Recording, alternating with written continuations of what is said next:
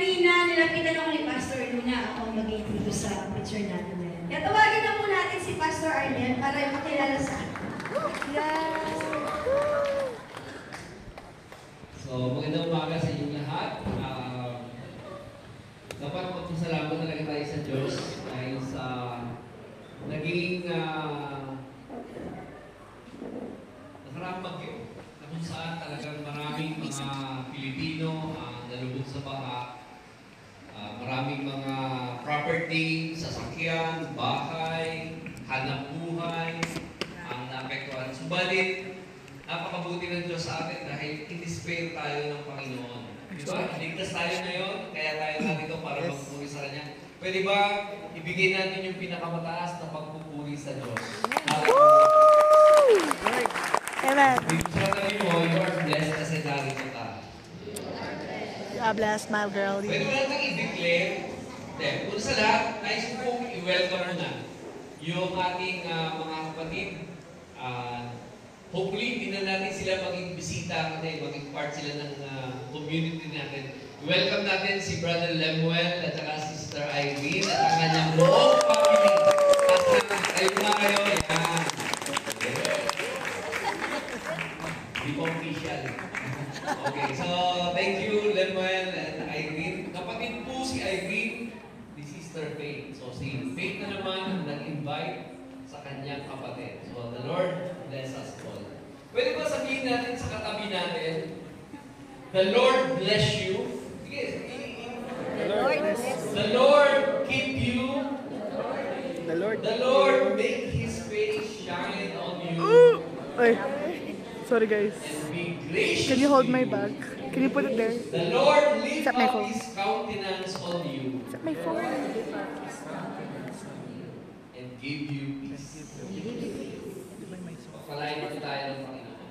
Sabi ko po. Ang ating pong speaker, hindi po ako. Yung guwapo ako yun. Allah! Pero yung speaker, hindi po ako. Due to public demand. Na-bless ba kayo last month? So, muli natin i-welcome si Brother Mike Ibanez. Ay, ganito pala. Hello. Yan. Yeah, ganda naman siya. Good morning sa ating lahat. Morning Maski po. maulan, nandito po tayo. Cute na Last week po, sorry, absent kami. Maski bumabagyo, bumiyahe po kami papuntang Tarlac to pay our last respects dun sa first cousin ni Luna who passed away. So, actually nakakatakot.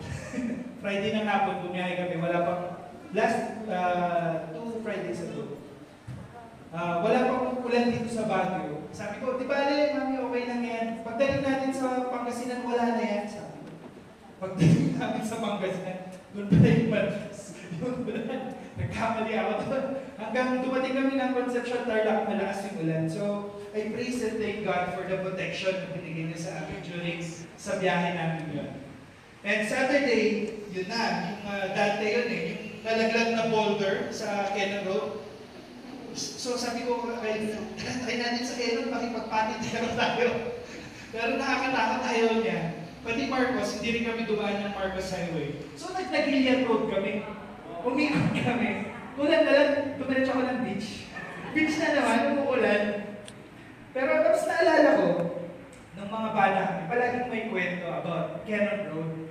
Sabi nila, noong 1900s daw, nung ginagawa ang Kenan Road, biglang may mga nawawalang construction workers. Then sabi nila, may mga nakikita daw sila ng mga giants sa Kenan Road.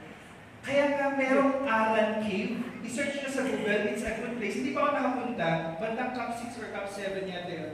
The name is Aran Cave. Aran, A-R-A-N. Aran, yes. And that's an Ibaloy term, yung Aran, for giant. Kaya nga sabi ko, hindi kaya baka tinulak ng mga giant yung mga boulders na yun. Kaya yung nangyari din sa Kenan Road, tinulak nila yung mga boulders kasi nai-store sila. Pero that's a folklore. Pero kwento-kwento lang yun doon. Okay, so, tatanungin ko lang po, nakatulog ba kayo maayos kagabi? Hindi po, Yes, sorry. kayo.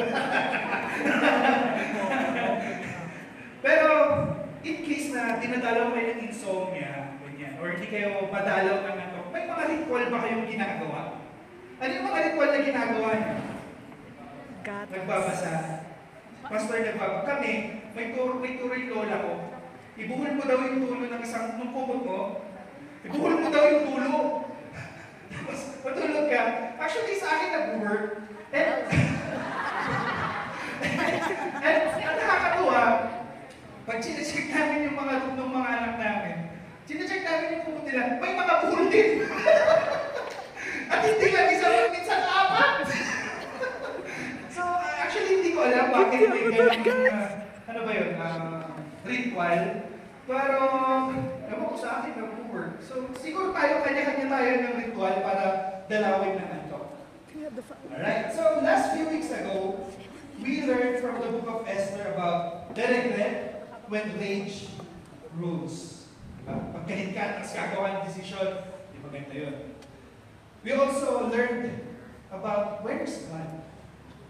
That God is always working in our background. Diyan lang siya. Nakikita man na, hindi natin nakikita or hindi natin nararamdaman. For sure, God is working in our background. And last Sunday, the title of the preaching was Fast and the Furious.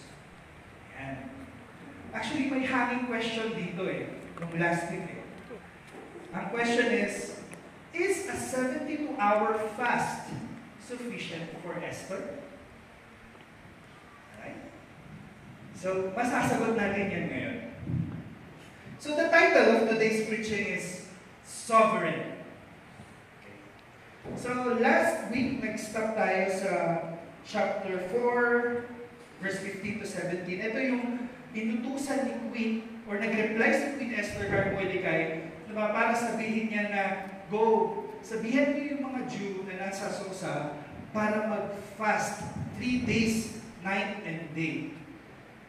So, ngayon, after 3 days, pupunta na tayo sa chapter 5. So, chapter 5, verse 1. Now it came about on the 3rd day that Esther put on her royal robes and stood in the inner courtyard of the king's palace, in front of the king's rooms. And the king was sitting in his royal throne in the throne room opposite the entrance of the palace. So, yun nga, 3rd day ito, pupunta si Queen Esther sa king's court. And before, in the ancient Persian time, approaching the king without any royal invitation is a capital offense punished by death. So, napakadelikado ng ginawa ni Esther na to. Kasi pumunta siya doon without any royal invitation. So, Esther was risking her life just to approach the king. Naalala ko dito nung nag-aaral pa ako. Tapos, magpapaalam ako sa tatay ko. Kasi may outing kami. Alam mo yung kaban Tapos, or kung hihingi ka ng extra pera kasi may project ka na gagawin, di ba? Inulit-ulit mo pa yung dialogue. Tapos, iniisip mo, ano ba yung tatanungin niya? Dahil hindi mo ganito. Iniisip mo na kung ano yung response niya, kung paano i-defend yung sarili mo sa mga response ng tatay or nanay mo. Do you remember those times? Yung kaba na yun. Pero siguro kay Esther, this is 1,000 times yung kaba ni Esther. But, Esther was confident. Kasi alam niya that God is behind her. She is very confident. Now, let's go to verse 2. When the king saw Esther, the queen, standing in the court, she obtained favor in sight. And the king extended to Esther the golden scepter, which was in his hand. So Esther came near and touched the top of the scepter. So, ano bang ibig sabihin nito? Extending the scepter, the golden scepter. Actually, the golden scepter, kaya may mga hawak yung mga kings na golden scepter that symbolizes authority and power, especially if it's made from gold.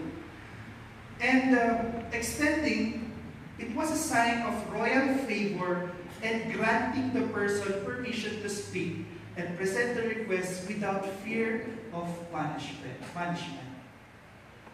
Nakita niyo yun na, nakasulat nga doon she obtained favor in sight.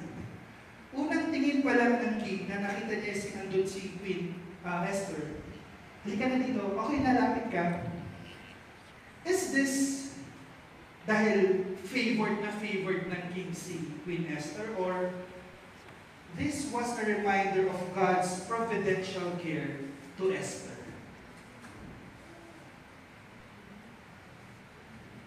Okay, again, please refer to your Bibles. Verse 3, then the king said to her, "What is troubling you, Queen Esther? And what is your request? Up to the half of the kingdom it shall be given to you." Wow, di ba? Kalahati ng ating kaharian, bibigay ko sa iyo. Mag-request ka lang. Esther said, "If it pleases the king, may the king and Haman come this day to the banquet that I have prepared for him." Then the king said, "Bring Haman quickly, so that we may do as Esther desires." So the king and Haman came to the banquet which Esther had prepared. Ito yung verses na pinaka-nahirapan akong intindihin. Siguro, hindi lang 10 beses kung pinulit ko, kasi nalito ako una eh. Kasi akala ko, pumunta si Queen Esther sa king para humingi ng permission or invite yung king at si Haman for a banquet na i-prepare niya bukas. Pero ang nakasulat, she invited the king for a banquet now. The question is, sigurado ba si Esther na kakausapin siya ng king? Hindi, di ba? Hindi. And, di ba sabi niya nga doon, if I perish, I perish. So, hindi rin talaga siya sigurado kung mamamatay siya dahil sa ginawa niya yan. It's very difficult na inintindi ko doon na, bakit kaya? She is not sure if the king will listen to her or if she will still be alive. Now, here, Esther is showing faith in advance. She already prayed and trusted God that the king will hear her. Esther showed us here that faith prepares before breakthrough comes. Tayo ba? Pag nagpo-pray ba tayo, nire-ready ba natin yung sarili natin dun sa kasagutan ng prayer natin? Isipin nyo, kunwari, you are praying for promotion. Lord, tagal ko nang nagtratrabaho sa company nito. Palambutin nyo naman yung puso ng boss ko para i-promote ako. Pero, are you preparing yourself for that promotion? Are your skills and experiences ready for that promotion? Hinahanda mo ba yung sarili mo for that? Or, for example, Lord, please, give me financial breakthrough. Pero hinahanda mo ba yung sarili mo to become a good steward sa blessing na ibibigay ng Panginoon? Diba? And lastly, kunyari, Lord, ito yung karamihan eh, Lord, sana mamit ko na po yung makakasama ko habang buhay. Di ba palagi tayong nananalangin ng ganyan, Lord? Ay, sige ko daw. So, pinagdadasal natin. But, are we preparing ourselves mentally, emotionally, and financially for the answer of that prayer? Not like Esther. Ang ginawa ni Esther dito, pinagdasal niya na eh. And she prepared already for the answer. May kasagutan na eh. She trusted God. Ganito kalaki ang faith ni Esther sa Panginoon. Alam niya na i-prepare ko na to kasi sigurado ako sasagutin ng Panginoon. And they fasted for it. Kita niyo yun? Kaya itong verses na to is very striking, questioning my faith na pag nagdadasal pa ako, puro dasal lang, pero wala akong gawa. Si Esther, nagdasal siya, At gumawa siya. And God responded to her. Okay? So let's go to verse 6. As they drank their wine. So nandun na sila, si Haman at yung king, nasa banquet na sila. As they drank their wine at the banquet, the king said to Esther, again, "What is your request? For it shall be granted to you. And what is your wish? Up to the half of the kingdom it shall be done." So Esther replied, "My request and my wish is, if you have found favor in the sight of the king, and if it pleases the king to grant my request and do what I wish, may the king and Haman come to the banquet which I will prepare for them, and tomorrow I will do as the king says." This part, nasa emergency ang status ni Esther. This is urgent kasi nalaman niya from the utos ni Haman, from the letter of Haman, na papatayin lahat ng Jews. Pero bakit kaya? Sa tingin niyo, bakit pwede nang sabihin ni Juan Pwede nang sabihin ni Esther on that point na, king, kasi ganito. Bakit kaya hindi niya sinabi? The life of the Jews are at stake, and this is urgent. Why do you think that Esther delayed her petition? But instead of immediately presenting her petition to save the Jews, she delays it a second time and invites King and Haman to another banquet. Bakit kaya? Even though the burden to intercede for her people is heavy, she did not rush. Bakit kaya sa tingin niyo? Because she is waiting for God's perfect time. She is waiting patiently for the Spirit's prompting. Tayo, we are often tempted to force the results. Alam niyo yun? Na, naisip ko na naman yung Shopee or TikTok. May makita ka lang, bilhin ko na to. Pagdating di mo kasha. We are forcing the results. Kaya palaging advice, mas lalo ngayon that we are preparing for the 20th anniversary, palaging advice nila, Pastor, na we pray for it. Panalangin natin yan. From the smallest detail to the biggest detail, dapat ipanalangin natin yan. And we wait for the Spirit's prompt. Kung this is the perfect time. Kasi, huwag nating pipilitin ang mga bagay na hindi kalooban ng Panginoon. We should not rush things. Like Queen Esther did. Siguro naramdaman niya nung time na yun na hindi pa ito yung time ng Panginoon for me to tell the king. Now, verse 9, "Then Haman went out that day joyfully and pleased of heart." Siyempre, tuwang-tuwa si Haman kasi naimbitahan siya ni Queen Esther.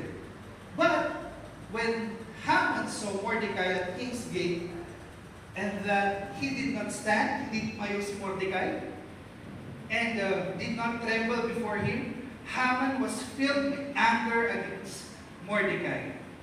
Haman controlled himself, however, and went to his house, but he sent for his friends and his wife Zeresh. Ito, pagka-uwi ni Haman, after the banquet, nakita niya si Mordecai, at hindi na naman yung si Mordecai sa kanya, galit na naman siya.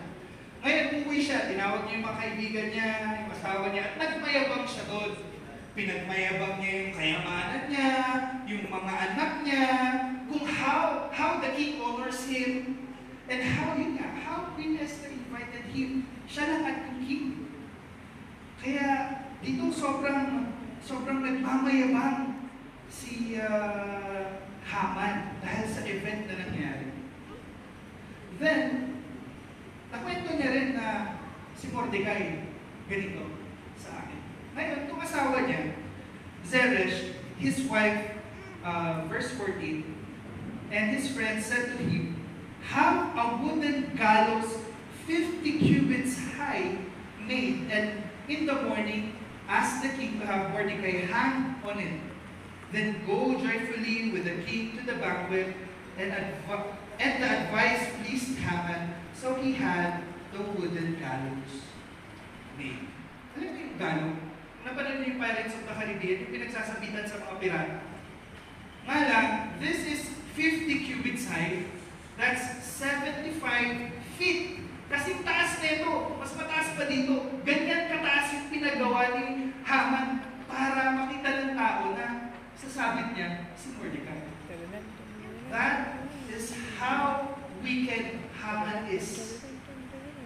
Ginawa niya yung galaw na to, na yun, para ipakita na he is powerful. But he also shows that he is wicked. Now let's learn, sino ba si Haman at sino ba si Mordecai? Haman is a royalty. Royalty kasi yan. He is the prime minister and second to the king. Kaya medyo malaki yung ni Haman. And Mordecai is a Jewish exile. He is a gatekeeper or caretaker. Also, Haman is consumed with pride and entitlement. He wanted to be honored and worshipped. Yan ang problema ni Haman. Gusto niya na siya lang ang bino-worship. And Mordecai is humble, loyal, faithful, and obedient to God. Can you see that contrast of these two characters? Ang laki ng diferensya nilang dalawa. Ngayon, kung tatanungin nyo, why is Haman angry with Mordecai? Bakit nga ba ang init ng dugo ni Haman kay Mordecai? Diba? Wala naman eh. Hindi naman sila nag-uusap kung ano. Now, we will see here, Haman was furious with Mordecai because Mordecai refused to bow down or show him honor. This is seen in chapter 3, verse 5, when Haman saw that Mordecai neither bowed down nor paid homage to him. Haman was filled with rage. Actually, the act of defiance, not only Mordecai kay Haman, really wounded Haman's pride. But hindi intention ni Mordecai to dishonor the position of Haman. But he chose to honor God above man. Okay? And number two, this wasn't just personal. Hindi personal yan. It is a generational and spiritual clash between God's covenant to His people and their ancient enemy. Nabanggit kasi dito sa chapter 3 that Haman was an Agagite, a descendant of King Agag, whom God commanded Saul to destroy. That's written in 1 Samuel chapter 15. So yun ang line ni Haman. And Mordecai is a Benjamite from the line of Saul. So noon pa lang, yung mga ancestors nila, talagang may clashing na yan sa taas. Before them. Di ba merong mga time na may nakikita kang isang tao, bakit kayo mainit tubo ko dito? Hindi naman kayo, hindi kaya yung mga ancestors natin may pinagdaanan noon? Hindi kaya? So this is not personal, but this is generational and spiritual clash between the two characters. Now, let's move to chapter 6. During the night, the king could not sleep. So he gave an order to bring the book of record, the Chronicles, and they were read before the king. So binasa yung book of Chronicles sa king. Siguro yung servant niya nung binabasa nito, malumanay na malumanay, parang antukin yung king. And it was found written that Mordecai had reported about Bigthana and Teresh, two of the king's eunuchs, who were doorkeepers, that they had sought to attack King Ahasuerus. The king said, "What honor or dignity has been bestowed on Mordecai for this?" Then the king's servant who attended him, "Nothing has been done for him. Yan. Kaya ko po kayo kanina natanong kung nakatulog pa kayo maayos. Kasi dito sa chapter na to, dinalaw ng insomnia si King Ahasuerus. And ang ginagawa niya is pinabasa niya yung Book of Chronicles.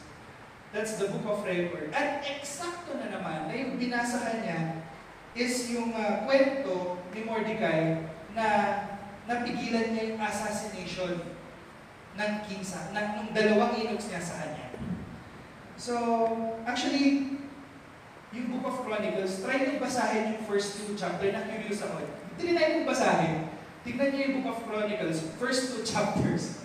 Hindi ba lang alam kung di kayo aantokin? Puro pangalan. Puro pangalan yun.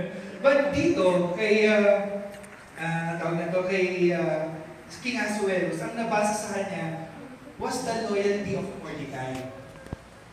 Okay? So, tanong ko lang, most of the times, we cannot go to sleep. Bakit kaya? Siguro dahil wala tayong peace of mind. Siguro dahil ang dami natin iniisip. Dami na inom na kape. Or iniisip mo na buwali ka para bukas. Or nag-overthink ka about dun sa mga ginawa mo ngayong araw na ito. Hindi kaya kung dinalaw tayo ng insomnia, hindi kaya that this is a way that God is talking to us, reminding us that He is in control? Kasi masyado tayong nag-worry. Masyado tayong madaming iniisip. Siguro kaya hindi tayo dinadalaw ng antok. Kasi kinakalabig tayo ng Panginoon na, anak, tiwala ka lang sa akin.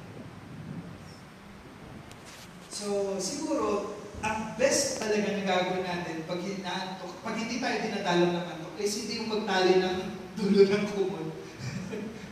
Maybe we need to pray and listen to God kung anong gusto niyang sabihin sa akin. Siguro ito yung opportunity ng Panginoon para kausapin tayo. And, again, bakit kaya hindi rin makatulog si King Ahasuerus nung araw na yun? Hindi kaya sobrang nag-iisip din siya na or excited siya sa second na banquet na niready ni Queen Esther sa kanya? Or iniisip niya, ano kaya yung request ni Queen Esther? Or is this God's providence? A divine orchestration for the protection of Mordecai because of his faithfulness to God. So let's see. So verse 4. So the king said, "Who is in the courtyard?"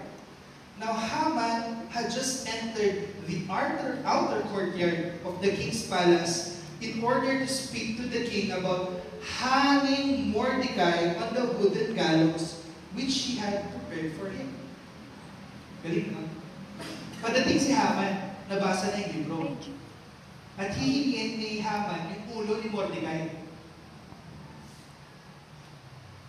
And the king said, "Have him come in." Haman then came in, and the king said to him, "What is to be done for the man who the king desires to honor?" And Haman said to himself, "Whom would the king desire to honor more than me?" We can see how entitled Haman here. How arrogant, how conceited, and Haman is. Di niya nga alam kung sino yung paparangalan, pero nag-assume na siya na, ako yan. Sino ba? Wala nang iba. Masyadong malaking ulo niya, no? So, ang pride talaga dadalhin ka talaga sa alanganin Ito, nag-assume na siya And, bakit kaya? Ako nagtataka rin ako dito Bakit kaya hindi binanggit ni King yung pangalan ni Mordecai? Kasi sabi niya, what is to be done for the man whom the king desires to honor? Bakit kaya? Maybe, again, this is God's divine orchestration. Ano yan? 7. Therefore, Haman said to the king, "For the man whom the king desires to honor," ito si Haman ang nagsasalita, "have them bring a royal robe which the king has worked, and a horse on which the king has ridden, on whose head a royal turban has been placed. Then order them to hand the robe and the horse over to one of the king's noble officials, and have them dress the man whom the king desires to honor, and lead him on horseback through the city square, and proclaim him for him, so it shall be done for the man whom the king desires to honor." Ito, si Haman ang nag-suggest nito na pasuotin natin siya ng royal robe. King, dalhin mo yung royal na kabayo mo, doon natin siya isasakay. Tapos dalhin mo yung mga officials mo at silang magpaparada sa kanya sa city square para malaman ng buong tao na ino-honor mo siya. Suggestion ni Haman yan. Natuwa ang king. Kasi magandang suggestion eh. So, verse 10, "Then the king said to Haman, 'Quickly, take the robe and the horse just as you have said, and do so for Mordecai the Jew.'" Gulat siguro si Haman. Ano nangyari? Sabi niya, bakit biglang, hindi pala ako? Si Mordecai pala, yung hihingin ko yung ulo. Now again, Mordecai the Jew, who is sitting at the king's gate, "Do not fail to do anything of all that you have said." So Haman took the robe and the horse and dressed Mordecai. Isipin mo, siya pa ang nag-dress kay Mordecai. Yung tao gusto niyang patayin, siya ang nagbibigay ng damit. Siya ang nagpasakay sa kabayo. At siya ang nag-honor sa kanya. Magandang plot twist to sa mga Korean novela. Okay, Haman took the robe and the horse and dressed Mordecai and led him to the on a horseback through the city square and proclaimed before him, "So it shall be done for the man whom the king desires to honor." Then Mordecai returned to the king's gate, while Haman hurried home, mourning with his head covered, verse 14, while they were still talking with him, the king's eunuchs arrived and quickly brought Haman to the banquet which Esther had prepared. Kita niyo yun? Ang galing ng turn of events niyo.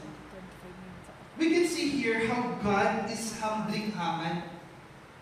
Talagang malaking sampal kay Haman ito. We can also see here how humble Mordecai is. Nakita niyo, after siyang pinarada, after siyang in-honor ng king at dinala siya sa city square, bumalik siya sa gate, back to duty. Parang wala nangyari. That's humility. That's the perfect humility. Hindi niya dinala yung parangal na yun sa ulo niya. Balik siya sa duty. Maski alam niya na pinarangalan siya ng king. Again, Haman was mourning because of his pride was crushed. Isipin niyo, yung balak niyang patay, siya ang tumulong para maparangalan. We can see here that God is the grand weaver. Kita niyo yung turn of events. God's perfect timing. God's divine orchestration. Where King Ahasuerus had insomnia, nung nagka-insomnia yung king, that's God's plan. Nung nabuksan yung libro, kung saan nakita yung loyalty ni Mordecai, that's God's plan. At yung timing na bago dumating si Haman at nabuksan yun, that's God's providence kay Mordecai. Isipin niyo paano kung naunang dumating si Haman. Wala na itong kwento ito, nakasabit na si Mordecai, for sure. But because God is always faithful, and His divine providence is always with us, hindi niya hinayaan that evil plans succeed. Now let's go to chapter 7. Now, the king and Haman came to drink wine with Esther the queen. And the king said to Esther on the second day also, as they drank their wine at the banquet, third time, what is your request, Queen Esther? It shall be granted you. And what is your wish? Up to half of the kingdom it shall be done. King Ahasuerus mentioned this 3 times. Up to half of the kingdom it shall be done. Actually, this is a hyperbolic expression or a royal idiom that's a dramatic way of expressing favor, generosity, and willingness to grant your requests. It's like saying, ask me anything. Come on, Queen. Kaya kong sagutin or kaya kong ibigay kung anong gusto mo. And as you can see here, this also shows that King greatly favored Esther. Is this because maganda si Esther? Or dahil very obedient siya sa king? Or is this because the faithfulness of Esther to God? Verse 3. Then Queen Esther replied, if I have favor in your sight, O king, if it pleases the king, let my life be given me as my request, and my people as my wish. For we have been sold, I and my people, to be destroyed, killed, and eliminated.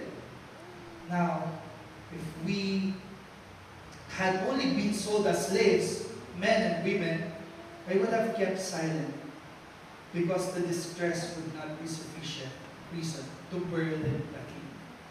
Ito, nag-start ng maglabas si Queen ng angang na gustong nagsalubin si Queen.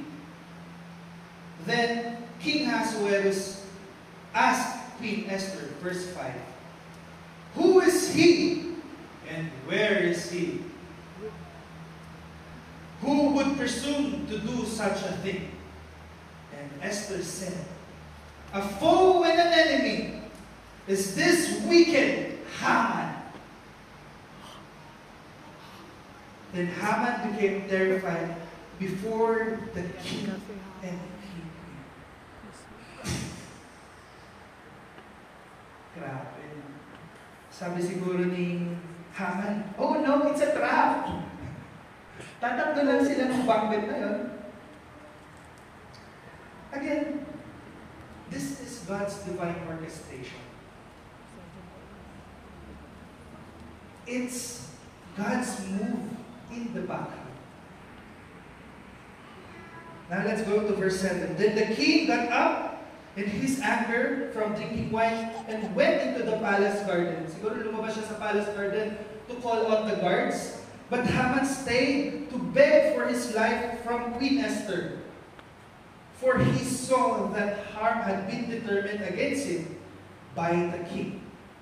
Now, when the king returned from the palace garden into the place where they have been drinking wine, Haman was falling on the couch where Esther was. Isipin mo, timing na naman. Pagpasok ng king, natutumba si Haman kung saan nakupo si Esther. May nanulang kaya kay Haman nung time na yun. At eksaktong dumating yung king. Then the king said, will he even assault the king, the queen with me in the house? As the word went out of the king's mouth, they covered Haman's face.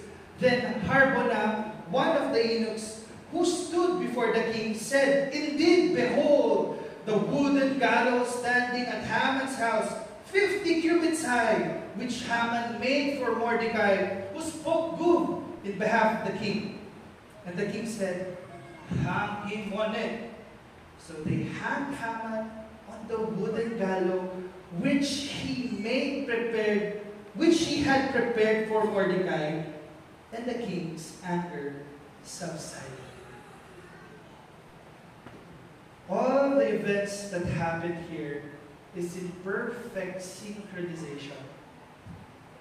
Everything was perfect. This is God's perfect timing. Actually, kami pong mga Ilocano, mayroon po kaming kasabihan. And it goes like this. Agpullo dayta. Or, aming nadatas kat agpullo. This means that every wicked scheme or wicked person will come to an end. I always hear them from our elders. Kung may nakikita silang taong masama or masamang event na nangyayari, they always say, agpullo dayta. And that means, yung sinasabi nilang agpullo dayta is them trusting God that the wickedness will end. Walang nagtatagal na wickedness sa mundo. And you can see this in our history. From World War I, World War II, sa mga Japanese invasion, everything came to an end. So now, do you think that the 72-hour fast is sufficient for Queen Esther? Anong sagot natin? Kasya ba? Ay, sapat ba yung 72 hours? Yes. You see how God turned everything around? Now, what do these chapters teach us?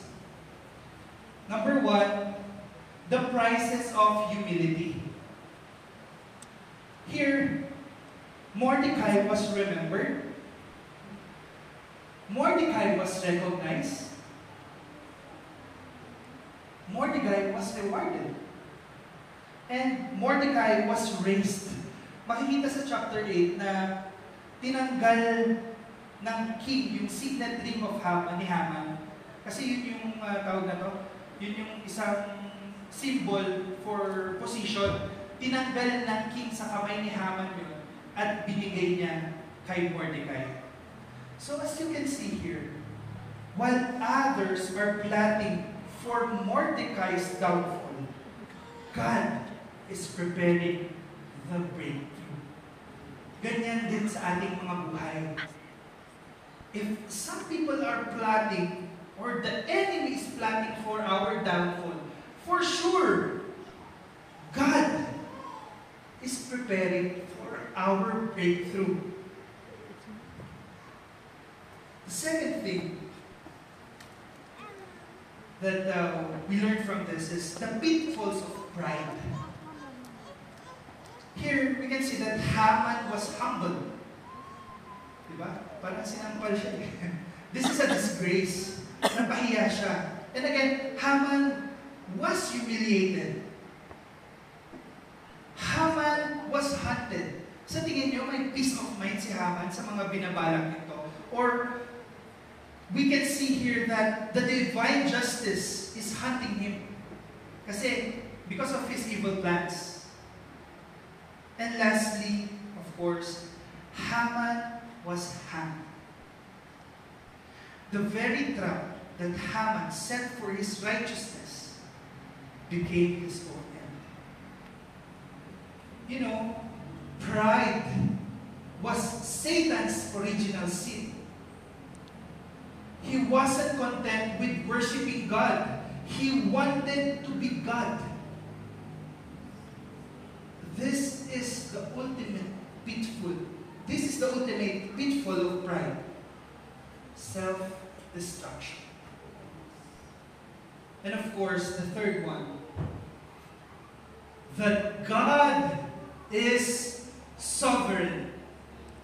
He is sovereign over the most powerful king of the time. He is sovereign over King Ahasuerus' judgments.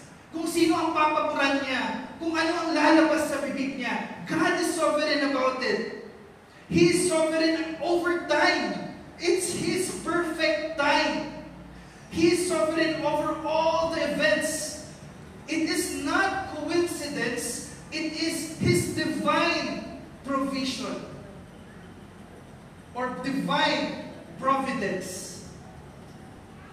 He is the King of Kings. He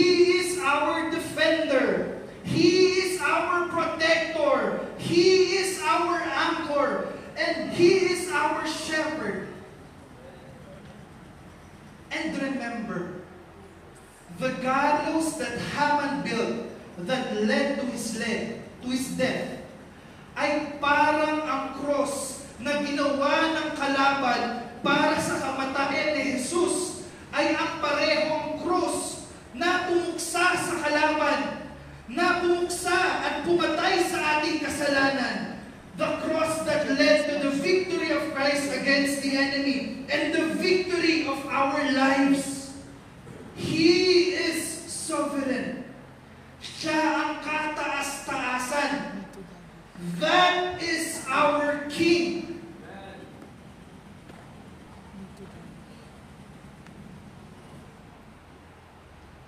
That is our King. Now, tayo po ay manalangin. Panginoon, salamat po sa kwento ni Queen Esther, O Lord, na pinahayag mo sa amin. Heavenly Father, ang dami po namin natutunan dito. At tulungan niyo po kami, Lord, to humble our hearts. Help us, Lord, to become faithful like Esther, to become obedient like Mordecai. And Lord, help us to listen to you.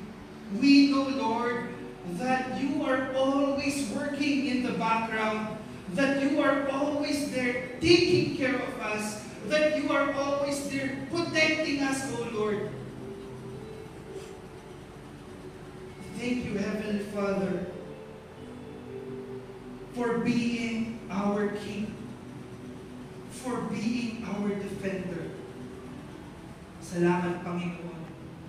At hindi mo po kami pinapabayaan. At kayo po ang gumagawa ng mga paraan upang mapuksa ang mga wicked na mga tao or wicked na mga events, O Lord. Again, Lord, help us to trust you more. Help us to prepare, O Lord, para sa mga dasal namin sa inyo. Lord, you are the King above all kings. We give you all the glory. We give you all the praises. And we pray this in the name of our Savior.